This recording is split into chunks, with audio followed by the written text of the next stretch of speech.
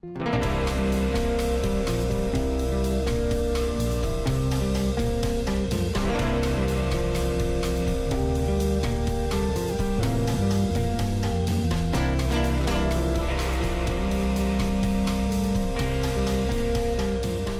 many of you have ever received unfair treatment? Jesus said it is impossible that no offenses should come. Do you have the right to be offended? Offense is a snare, a trap. An offense is the bait of Satan. The Bait of Satan.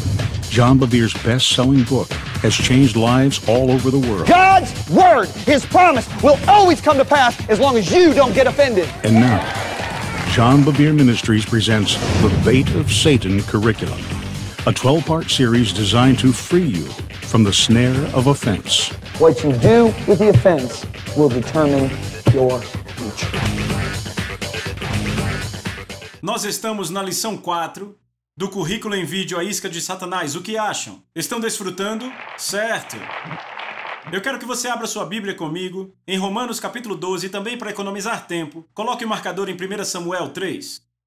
Romanos capítulo 12 é onde vamos começar.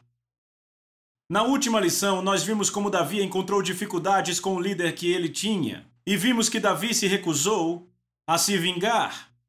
Eu quero ler aqui, a partir de, isso também é bom. Vamos ler do verso 17. Romanos 12. Paulo diz, não pague o mal com o mal. Cuide das coisas boas aos olhos dos homens. Se for possível, repita, se for possível. Em outras palavras, às vezes não é possível, ok? Se for possível, o quanto depender de você, ou seja, você que resolve. Vive em paz com todos os homens. Verso 19, amados, não vinguem a si mesmos. Certo, você perdeu a chance de gritar amém. Deixa eu dizer de novo. Amados, não vinguem a si mesmos. Foi melhor? Isso é uma sugestão? É uma recomendação? É uma ordem? Você encontra isso por toda a Bíblia. É uma coisa injusta para o povo de Deus se vingar. Não, alguém tem que entender isso. Diga a sua mente agora. Diga, acorde. E presta atenção. Davi falou com sua alma. Por que te inquietas, minha alma? Fale com sua alma às vezes, diga ela para ouvir. Amém? Diga sua mente para ouvir. É uma coisa injusta para o povo de Deus se vingar? É uma coisa justa para Deus vingar seu povo? Amém? A pergunta é, você espera? Amados, não vinguem a si mesmo, ao invés disso, deem lugar, repita, deem lugar, dar espaço para...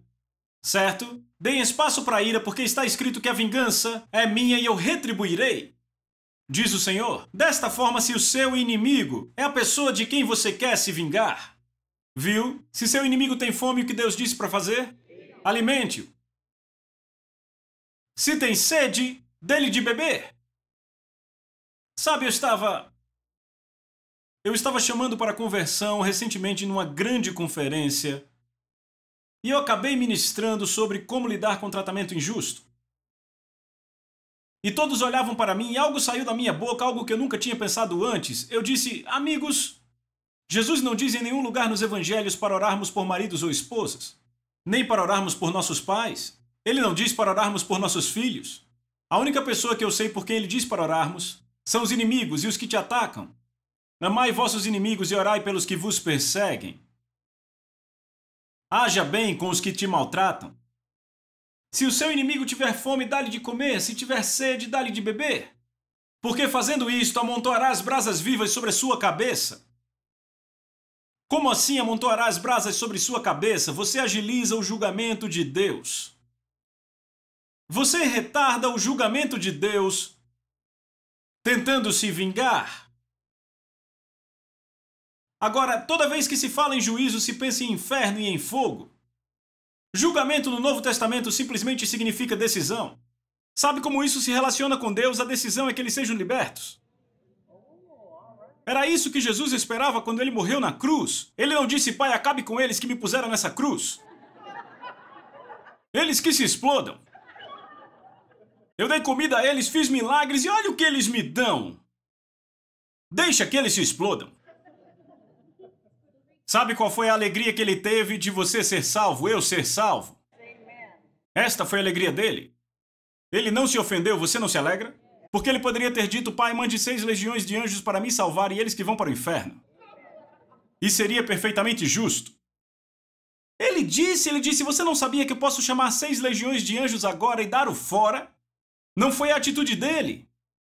Ele disse, Pai, perdoa, eles não sabem o que fazem. Ele não estava falando só dos soldados romanos, mas da próxima geração e da próxima e da próxima. Porque nós pusemos ele na cruz por nosso pecado. Não sejam vencidos pelo mal, mas vençam o mal pelo bem. Agora, Paulo não terminou. Ele não dividiu em capítulos, os tradutores o fizeram.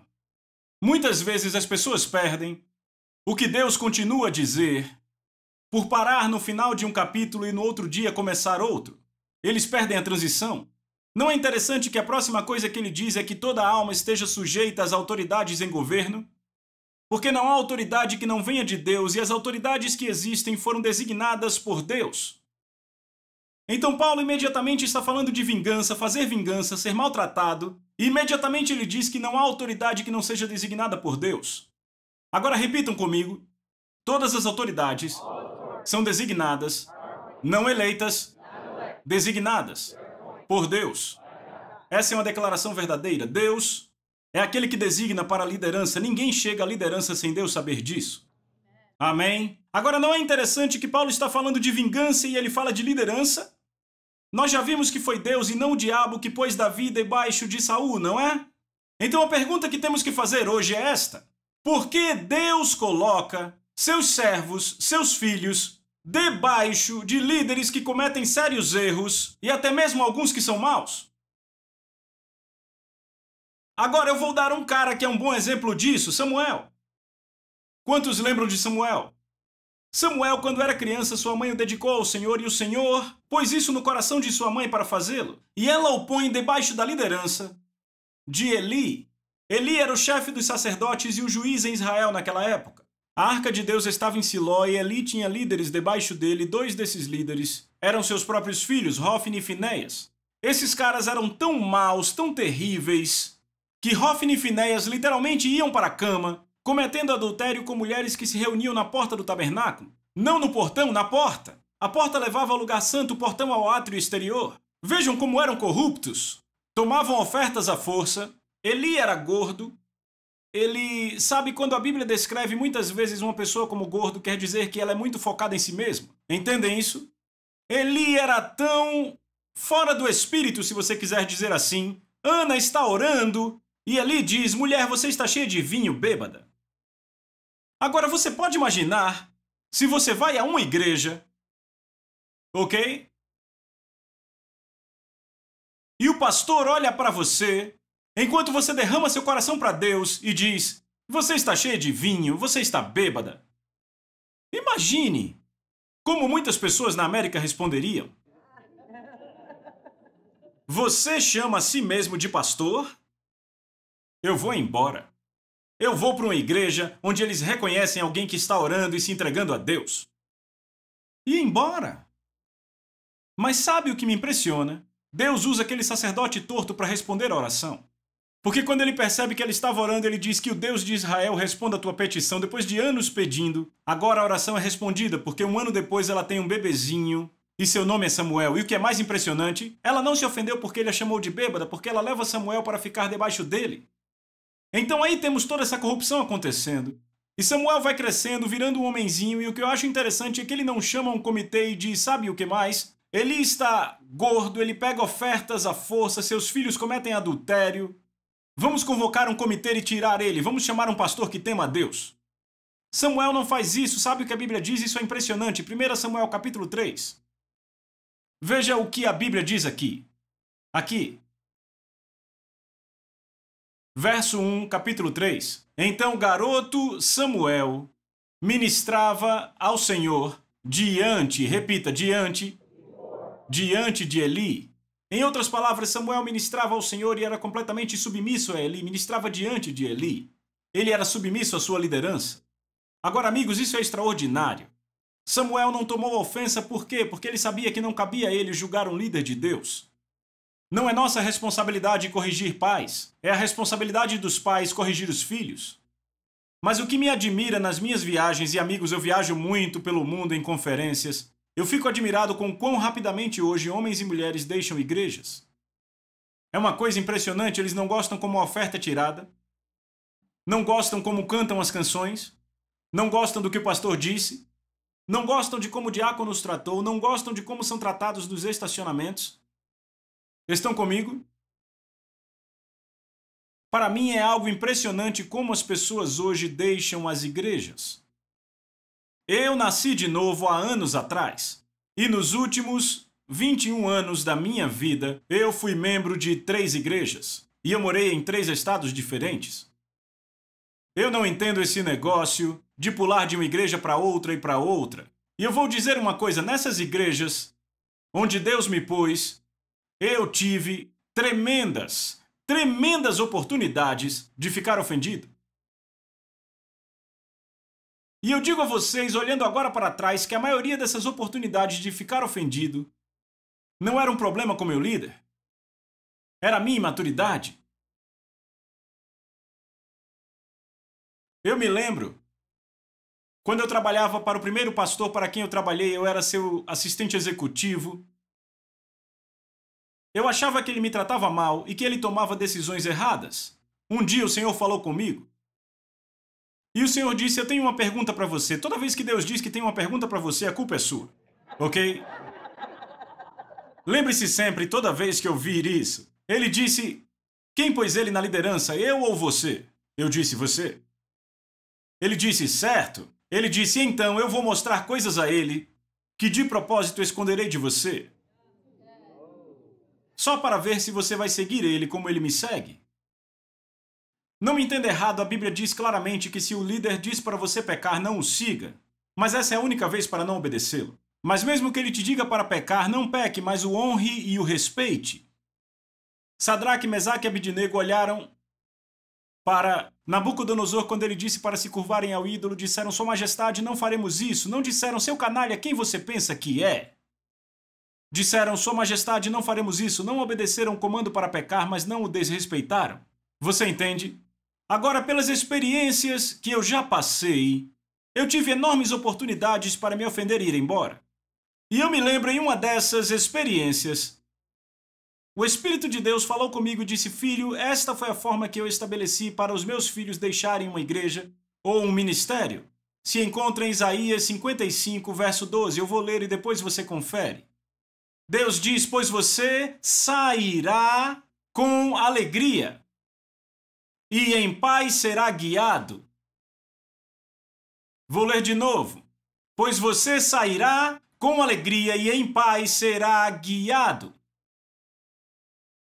Toda vez que Deus te diz para ir embora, você sai com alegria. Veja, pode ser caótico, você pode ter tido uma situação, talvez com o pastor, que fez algo com você e Deus disse, agora é hora de sair. Deixa eu dizer, entenda, toda vez que Deus expõe alguém que está em liderança, normalmente coincide com o momento que ele diz é hora de ir embora. Deus, na verdade, protegerá o líder por muito tempo, tentando ministrar aquele líder e tirá-lo do pecado.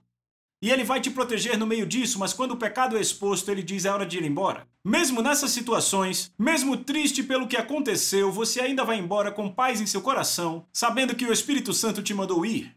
Agora, eu me lembro que houve um tempo, porque eu te digo que a maioria das pessoas, 99% das pessoas, deixam igrejas por causa de ofensa.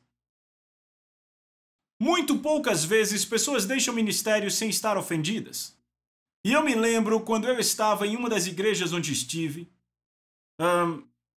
chegou num momento em que ficou muito difícil. Eu viajava muito, achava que minha esposa e meus filhos não eram pastoreados, e nós tínhamos um casal de amigos.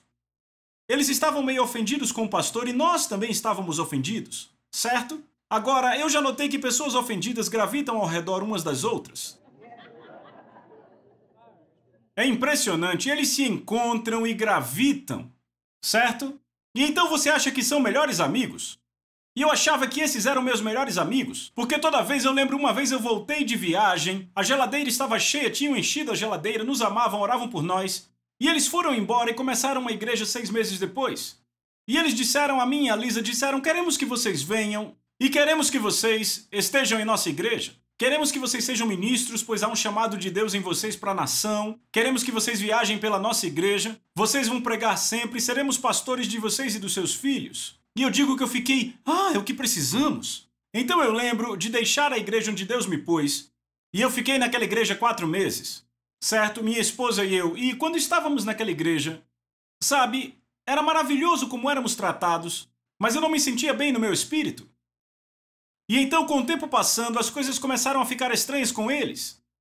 Começou a ficar esquisito. Você entende? E então, depois de 4 meses, eu olhei para esse amigo e disse, eu realmente sinto que devemos voltar para a igreja de onde saímos. Ele ficou meio triste com isso, mas disse, certo, é o que você acha que tem que fazer. E enquanto eu viver, eu nunca esquecerei disso. Eu fiquei longe da minha igreja 4 meses.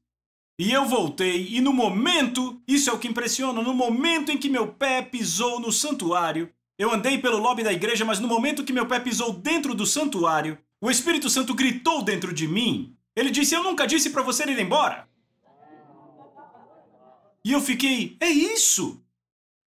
Uau, peraí. Sabe, luzes acenderam em mim. Eu disse, Deus, foi você que falou comigo para vir a essa igreja. E nunca disse para eu ir. Sabe, amigos, deixa eu dizer, eu aprendi que quando Deus não está falando, Ele está falando.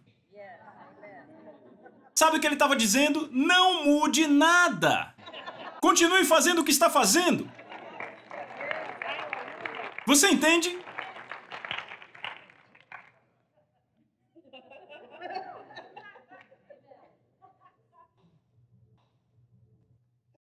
Vejam, eu tenho um anúncio para fazer essa manhã.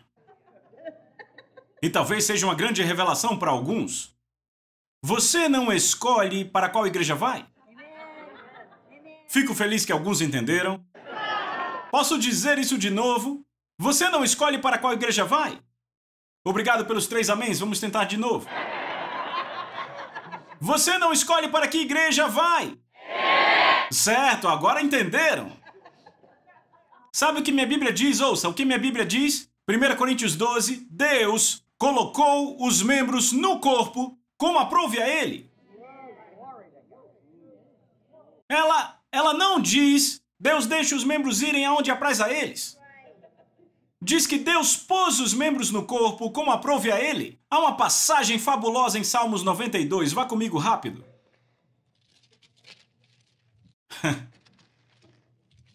Salmos 92.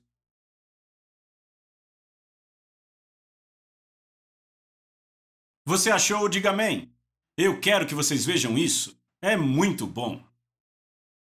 Salmos 92, verso 13. Aqueles que estão plantados, repita, plantados. Diga de novo. Aqueles que estão plantados. Rapaz, isso é bom. Na casa do Senhor florescerão nos átrios do nosso Deus. Os que estão plantados florescem, entendem a condição?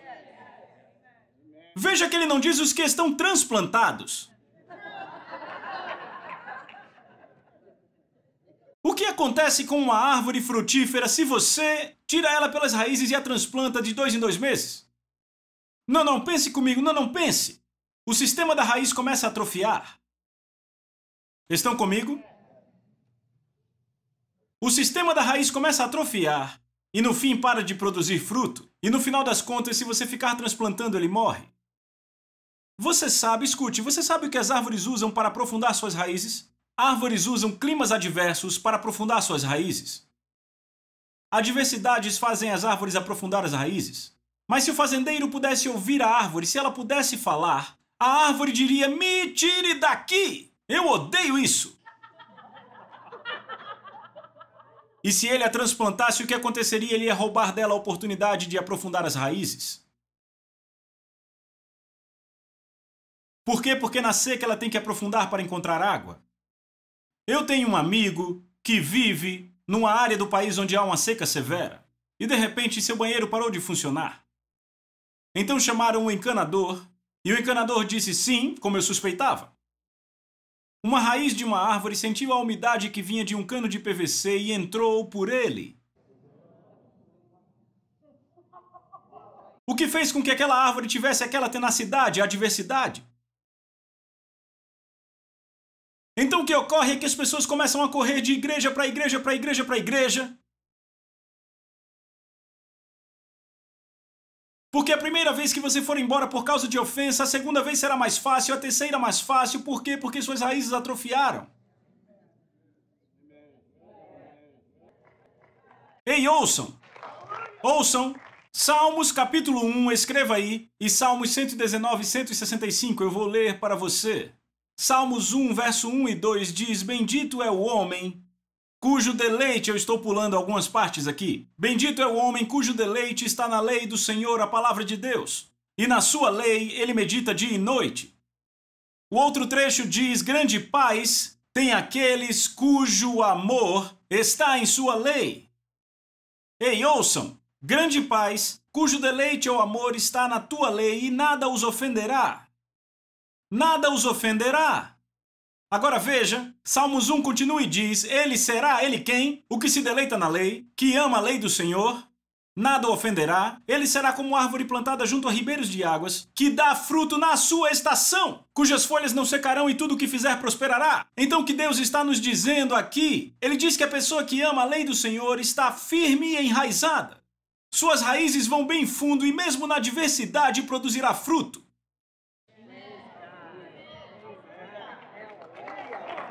E sabe o que eu achei impressionante? Moramos na Flórida por 2 anos. Sabe o que eu descobri? Na Flórida, o suco das laranjas não fica doce até que fique frio. O clima tem que ser adverso. Então o suco fica doce. Se permitirmos que o Espírito Santo trabalhe em nossas vidas quando a adversidade vier, nos tornaremos mais doces em nosso fruto. Amém? Agora ouça, ouça. Isso agora faz sentido. Ouça o que Jesus disse em Marcos 4, 16 e 17 na King James. Apenas ouça.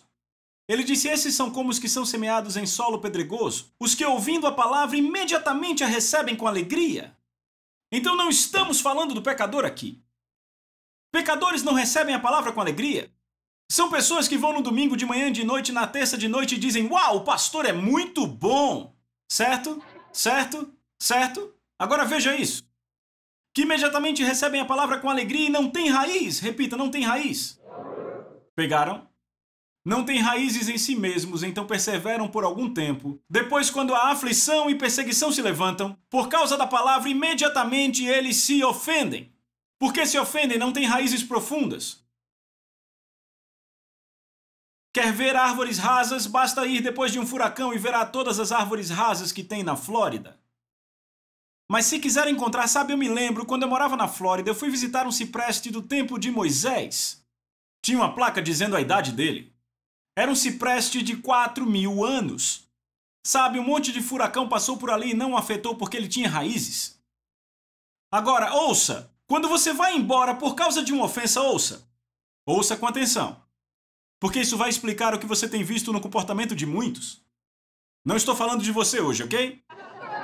Certo? Prontos? Quando você vai embora por causa de uma ofensa, sua raiz atrofia. Então da próxima vez é mais fácil ir. E da próxima vez é mais fácil ainda. E da próxima vez é mais fácil ainda. Seja casamento ou ofensa, vai ficando cada vez mais fácil se você não lidar com a ofensa. Suas raízes vão atrofiando e sabe o que acontece no final? Você se torna um errante espiritual. Sabe o que é um errante, um andarilho?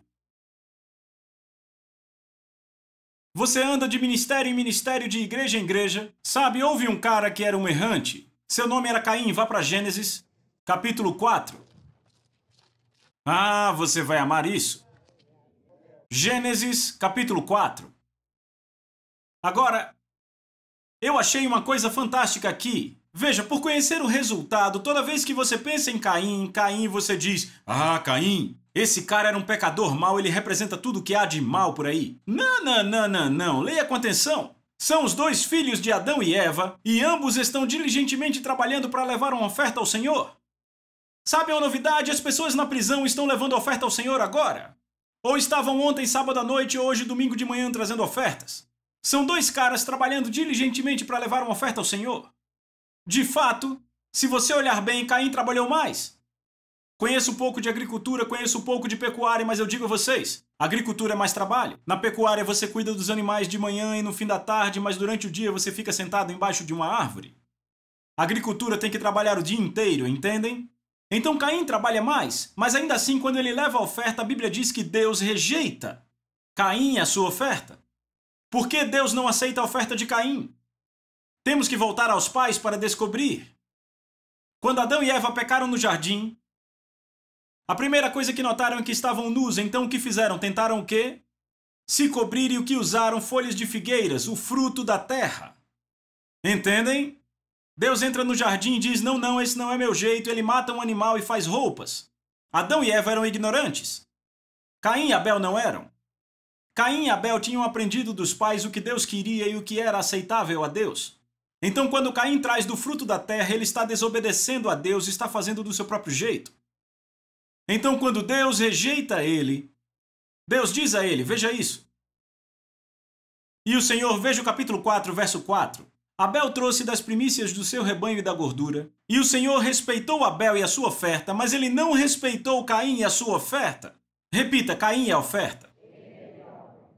Veja uma mentira que os carismáticos propagaram, que Deus vai te aceitar assim como você é.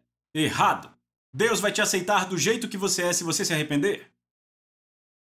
Entendem isso? Diga a alguém que está para morrer, ele te aceita como você é. Tarde demais. Entendem isso? Verso 5. Mas ele não respeitou Caim e a sua oferta, então ele se irou e decaiu-lhe o semblante. Ok, a ofensa chegou aí. Certo? Vêem isso? Então o Senhor diz no versículo 7, Ei, Caim, se procederes bem, se me obedeceres, você não será aceito como seu irmão? Mas se não me obedecer, o pecado está à porta. Oh, então vemos que a ofensa é a porta para o pecado. Vêem isso? Agora veja isso. E o seu desejo será contra ti, mas a ti cumpre dominá-lo. E aí você já sabe, Caim não obedeceu. Certo? Sua ofensa se tornou em quê? Ira, e sua ira se tornou em traição, e sua traição se tornou em assassinato. Estão entendendo? E ele mata seu irmão. Aqui está um cara que começou servindo a Deus e acaba matando seu irmão. Você entende? Agora, Deus então pronuncia o julgamento que está sobre Caim. Eu quero que você veja no verso 11.